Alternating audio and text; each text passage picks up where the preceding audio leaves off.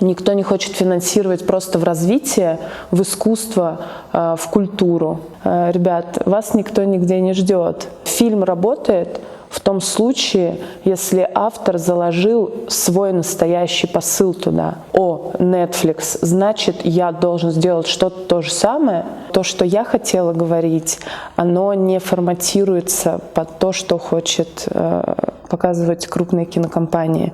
Половина не вывезет 100%. Это же люди совершенно без подготовки, вообще нет подготовки никакой. Кино, в первую очередь, это искусство, и это культура. К сожалению, о искренности невозможно говорить, потому что нам не дают говорить.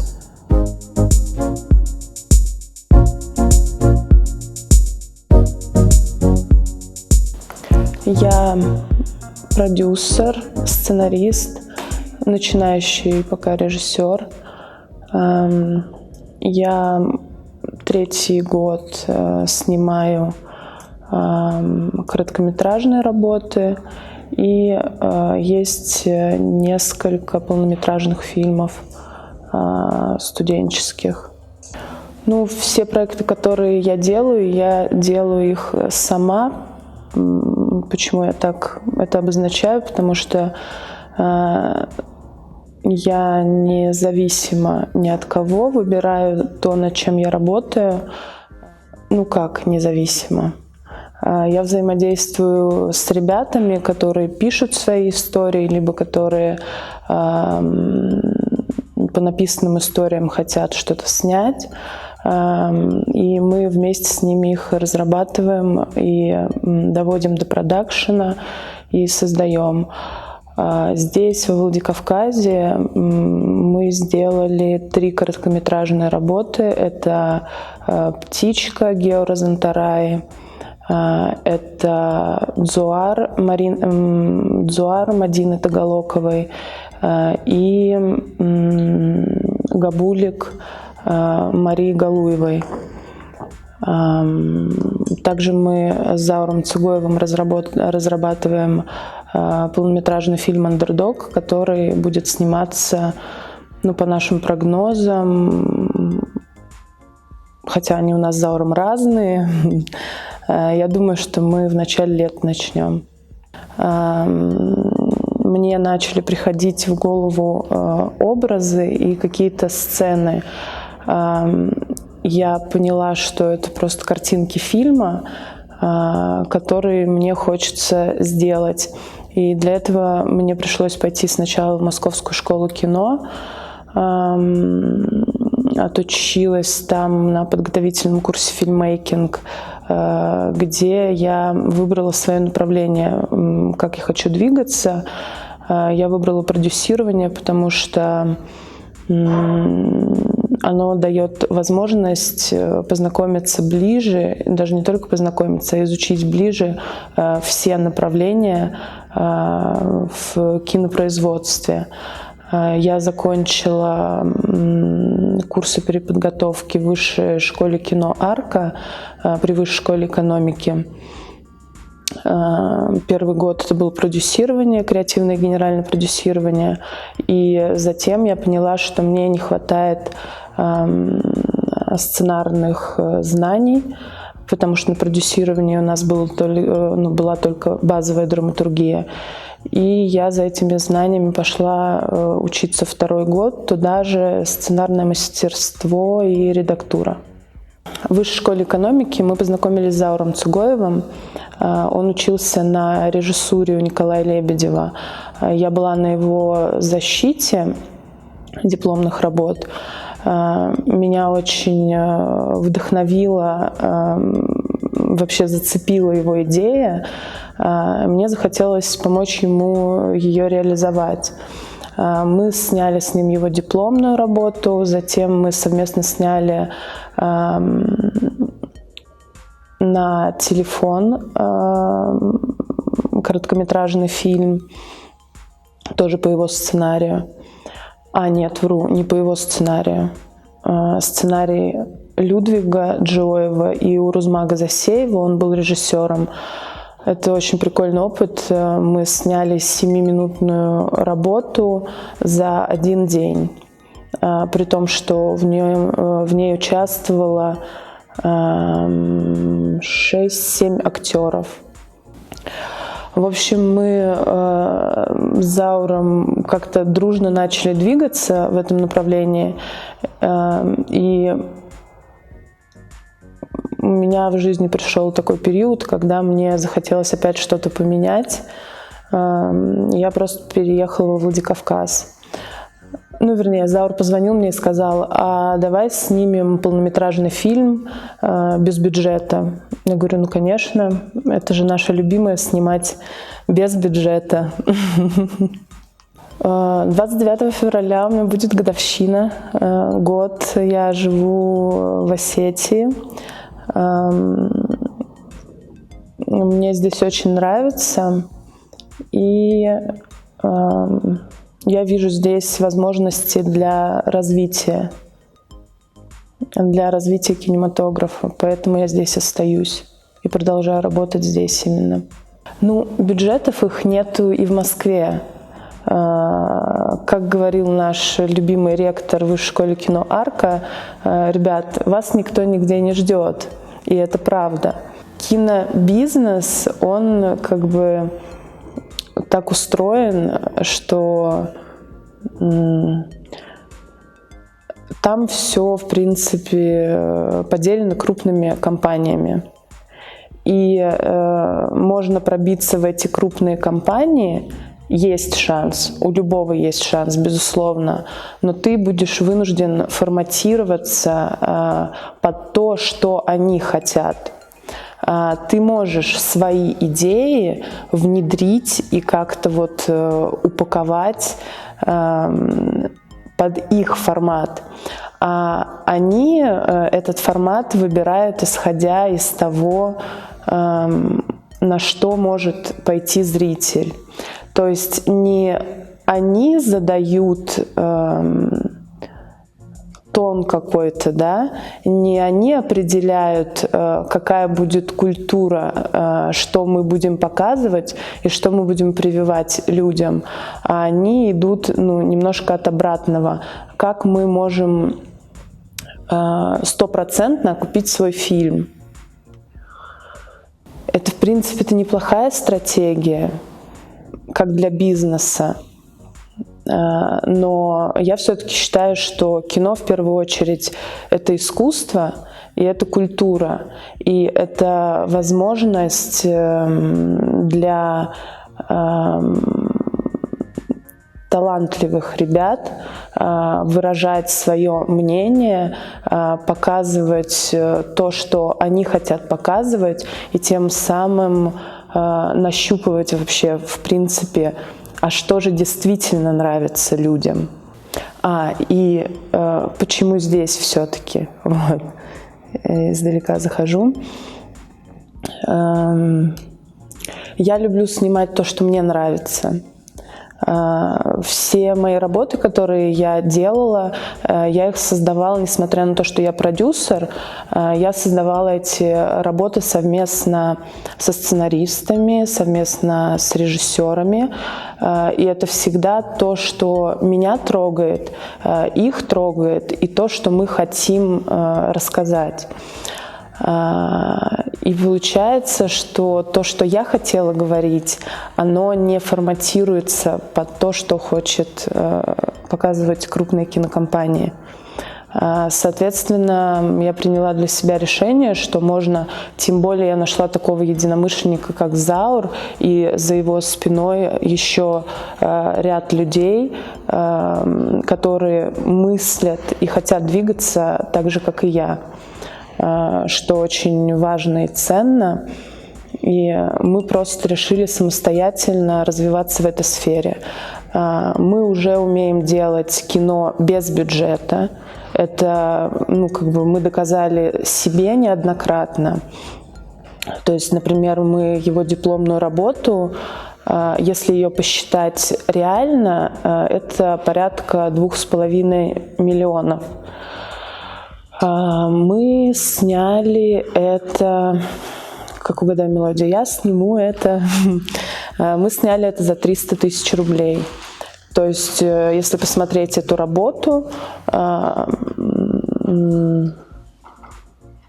нет, это может оценить только, наверное, продюсер, потому что это сложно, это техника, это количество людей, которые были задействованы, которые все работали абсолютно на своих, на добровольных началах, на каких-то. Это часть локаций. У нас было очень много локаций. С большинством мы договорились на безвозмездной основе, потому что люди заинтересованы в том, чтобы содействовать в создании какой-то интересной истории, действительно. Также вот на телефон мы сняли короткометражку, его вторую, 5 тысяч, наверное. Птичку Гео Розентарая тоже там 5-7 тысяч. И в Осетии очень круто, здесь люди еще более открыты для поддержания молодежи. Я говорю в частности о каких-то людях, к которым мы обращались. Например, есть сценарий, нам нужна гостиница.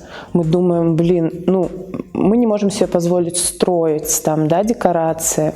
Нам нужна реально гостиница, куда нас пустят. В Александровске пытались, не получилось. Еще там где-то на проспекте есть какая-то гостиница небольшая, тоже не сложилось. А гостиница Владикавказ пошла нам навстречу. Несколько раз мы пообщались с руководителем, и он предоставил нам на 5 дней съемочных с раннего утра до поздней ночи. Учитывая, что режиссер молодой, неопытный, у нас, конечно же, переработки были. То есть вообще на абсолютно безвозмездной основе. То же самое, там кафешки какие-то соглашаются, тоже в «Птичке». В общем, люди открыты к тому, чтобы помогать здесь. И здесь все экономичнее делать, 100% экономичнее. С точки зрения бюджета, плюс огромное количество безумно талантливых людей. Честно, я с кем не встречаюсь, все очень крутые. У нас в «Андердоге», в нашем фильме, в команде на данный момент 40 человек. Кто-то, есть ключевые позиции, там 7-10 человек, с которыми мы можем просто идти в бой. И еще 30 человек резерва, которые готовы обучаться, готовы помогать нам и двигаться за нами. И я думаю, это только начало.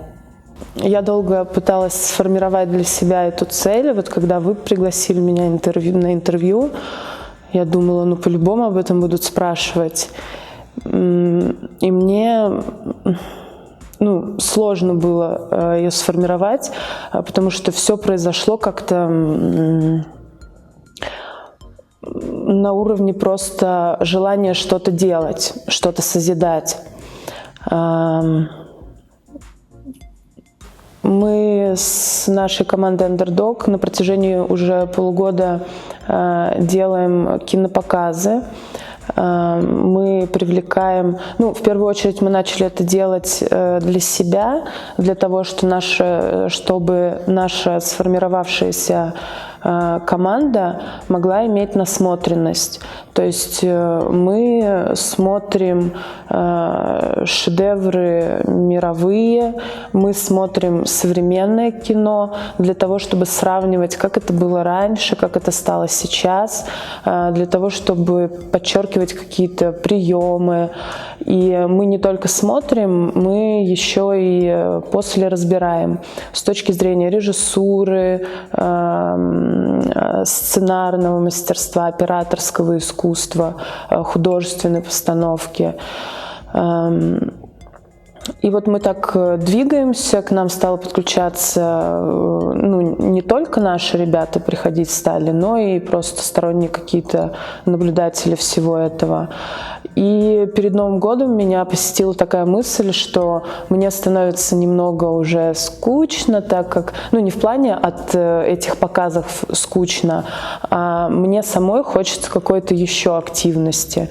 Из-за того, что у нас разработка фильма идет, размеренным таким чередом, мне хотелось какой-то вот деятельности. Я сначала думала, может быть, это могут быть, можно читать литературу, но потом, литературу можно дома почитать. И потом я подумала, а почему бы не попробовать сделать именно чтение сценарной литературы. А потом я поняла, что нужно просто сделать курсы. Вот экспериментально, что получится, как получится, и посмотреть. Мы закинули объявление в Underdog, и на нашей странице, и отозвалось 22 человека. Это очень круто. Я рассчитывала, там 7-10 человек, может быть, наберется. Мы уже курсы закончили. У нас был недавно питчинг, защита. Из 22 человек остались 19. Опять же, я думала, половина отсеется, хорошо, я возьму 22, но половина не вывезет 100%. Это же люди совершенно без подготовки, вообще нет подготовки никакой. 19 осталось, и у всех 19 очень крутые истории. Они показали вообще супер крутой результат. Я довольна. Мы продолжаем писать. То есть мы сейчас только на уровне синопсис. Мы сейчас будем продолжать это расписывать в сценарии. И все эти идеи, все эти короткометражки, они объединены одной идеей – это рассказать что-то о Владикавказе. Рассказать что-то, может быть, о каких-то обычаях, каких-то традициях, о том, что беспокоит ребят в той среде, в которой они находятся. И там получилось очень много крутых штук, и комедий, и драмы. В общем, я довольна, все супер круто. Дальше что мы будем делать? Мы будем писать. Мы привлечем художников, которым дадим краткий экскурс, такой супер короткий по раскадровке, может быть, базовый монтаж какой-то для того, чтобы они понимали крупности и все это. Мы их будем подключать к сценаристам. Я так думаю, что те сценаристы, ребята, которые есть, они же будут выступать и режиссерами своих работ. Мы их будем объединять, они будут делать раскадровку, мы будем разрабатывать это и все будем снимать. Все, не все мы еще не решили, тащить мы никого не собираемся. Тот, кто будет проявлять инициативу, тот, кто будет хотеть двигаться вперед, тот будет двигаться вперед. Собственно, так. Я-то могу видеть перспективу. Я в первую очередь вижу перспективу в виде человеческого ресурса. Потому что, как я уже говорила, очень много талантливых ребят. Креативных, необычных, у каждого свой подход. И я хочу в них верить, и я в них верю, я хочу в них вкладывать то, что я знаю, я хочу вместе с ними тоже развиваться. В плане, допустим, финансирования, я тут, даже не с финансирования, с обучения начнем. Ведь снять кино – это не только написать сценарий. Со сценария все только начинается. Дальше идет огромная работа, и помимо сценаристов, чтобы все реализовывать, нужны режиссеры, нужны операторы, нужны художники по свету, нужны художники, нужны звукорежиссеры, монтажеры, нужны CG-шники. И что самое интересное, здесь огромный потенциал, и я уверена, что можно, и масса желающих, как показывает вот это время, но есть один вопрос, что образования нету киношного. И те, кто хотят развиваться в кино, действительно этого желают, они уезжают. Они уезжают куда? В Москву, конечно же, и в Питер. Уехав туда и получив образование, зачем им сюда возвращаться? Они могут работать на те самые компании, которые делают те самые штампованные, грубо так, назовем, фильмы, получать как бы свои, неплохие деньги, но какая польза от этого всего региону непосредственно? Ее нет. И я считаю, что перспективы есть в том случае, если здесь наладить какую-то, как я ее вижу, кинобазу масштабно, где ребята смогут получать эти знания, обучаться. Но еще ключевой момент, на мой взгляд, это образование не должно быть платным, потому что не каждый может себе позволить это образование. Возьмем какие-то вузы московские, это 400 тысяч в год, 300 тысяч в год. Может, кому-то кажется это небольшой суммой, но если посмотреть на среднюю зарплату, официальную даже, сколько она? Она небольшая, если объективно мы посмотрим на то, как живут люди, им хватает на что-то, может быть, у кого-то сверх. Я говорю о среднестатистическом человеке. И получается, что могут себе, есть прослойка населения, которая может себе позволить образование за деньги. А что делать остальным, кто не может? Идти на что-то бесплатное ради того, чтобы получить образование, ради того, чтобы получить корочку, ради того, чтобы эта корочка потом валялась, а человек страдал и мучился от своего нереализованного творческого потенциала. Да таких примеров масса. Я училась 2 года и 3 месяца.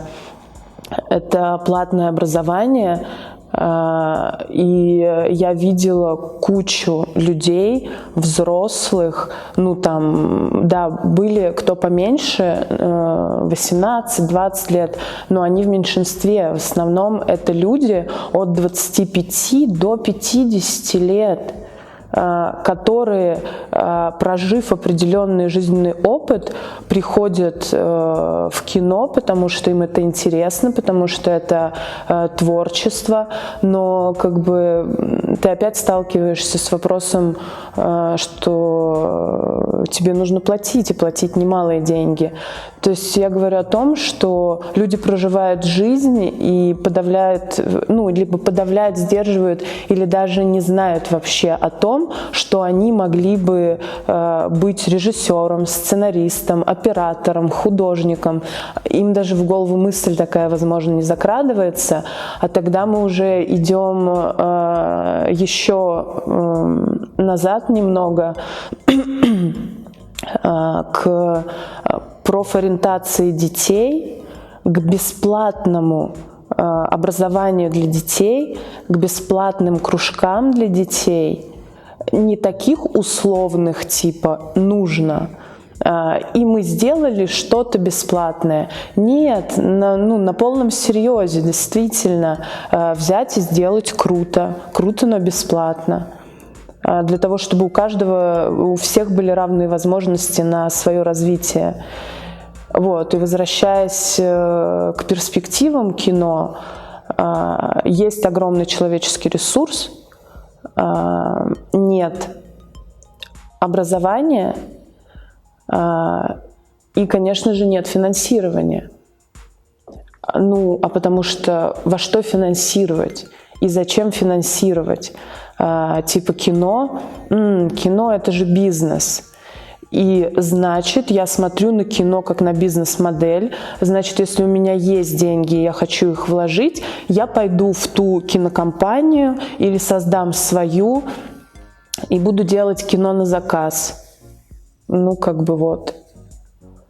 И получается, что никто не хочет финансировать просто в развитие, в искусство, в культуру, в развитие личности. А развитие личности – это развитие вообще региона, страны. Как я это вижу, как вообще двигаться, мы все равно хотим и будем двигаться в этом направлении.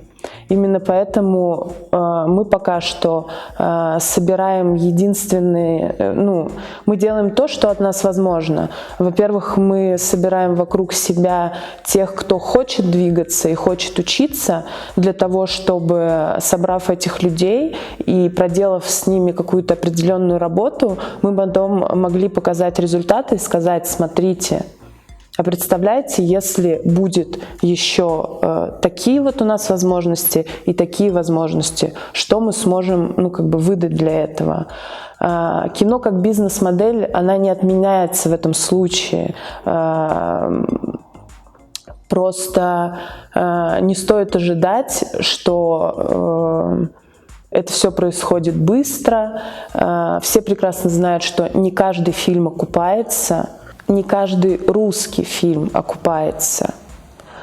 А вот если мы посмотрим, например, за границу, не для того, чтобы копировать и слизывать то, как они делают, а просто на их бизнес-модель, она же рабочая, но она рабочая за счет того, что идет дистрибуция по всему миру. Это касается американского кино, это касается французского кино, да даже индийского кино, уже корейского кино. Оно выходит за рамки России. А кто смотрит русское кино? И почему его не смотрят? Может быть, потому что это что-то здесь не так. Ведь сейчас полно возможностей продавать себя за рубеж. Никто это не отменял, никто не отменяет онлайн-площадки. Но все почему-то привыкли делать у нас так: о, Netflix, значит, я должен сделать что-то то же самое.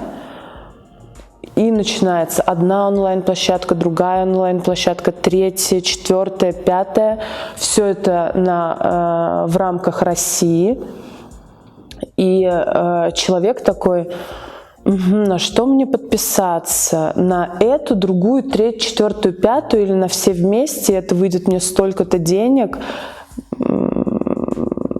Не знаю, какая-то странная схема. Зарабатывать по-другому можно на кино. Но на нем возможно зарабатывать только в том случае, если оно правдивое, если оно настоящее, если оно несет какую-то мысль искреннюю. Просто вот на опыте своем небольшом я убедилась, что фильм работает в том случае, если автор заложил свой настоящий посыл туда. Да, безусловно, очень большое влияние имеет, как это снято, креативность подхода, да, режиссура, особенности режиссуры. Но все это вытекает от настоящего искреннего посыла человека, который создает историю.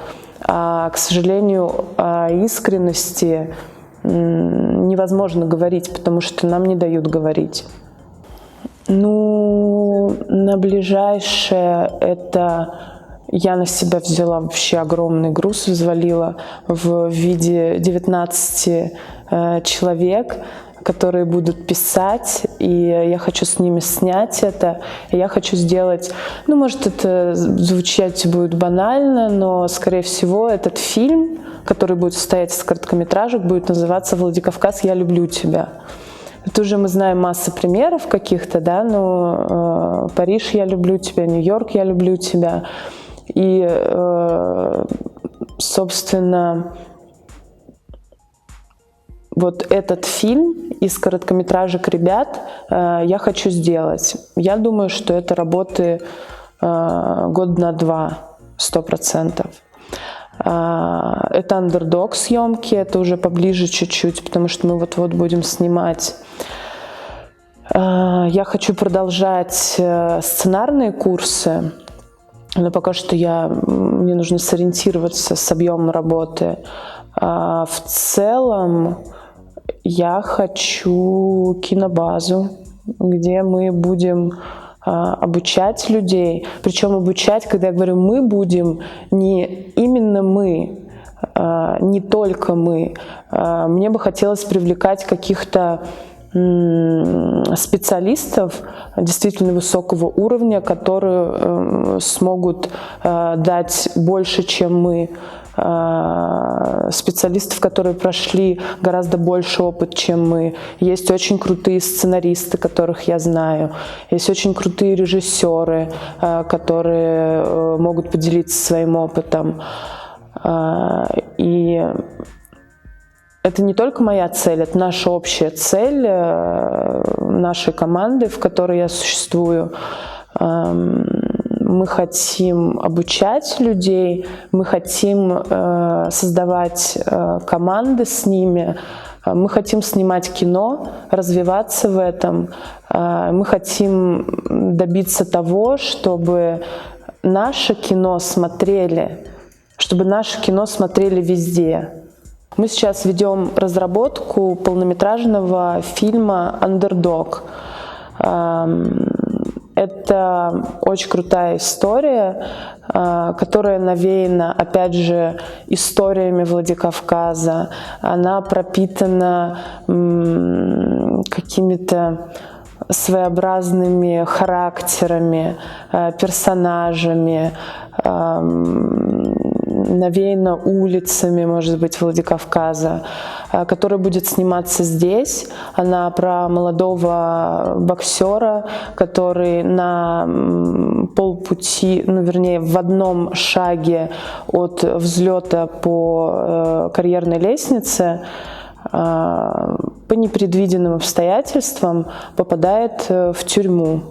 И отсидев 15 лет, он выходит на волю и пытается адаптироваться в изменившемся, но только на